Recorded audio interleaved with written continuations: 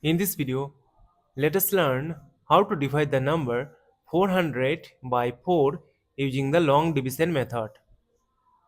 Consider the first digit 4. We know that 4 times 1 is 4. Subtract, we get 0. Now 0 is less than 4.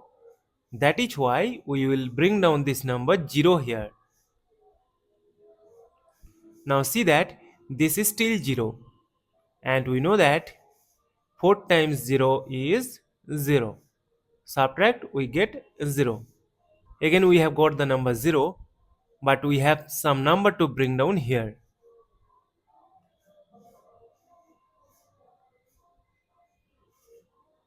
But this is also 0, so we will remove 1 0, and we know that 4 times 0 is 0. Subtract, we get 0. Now see that we have no number to bring down here, and we have got the number 0. So we will stop. Therefore, 400 divided by 4 is equal to 100. And this is our final answer. Thank you for watching. Please like, share and comment on the video. Also do subscribe the channel.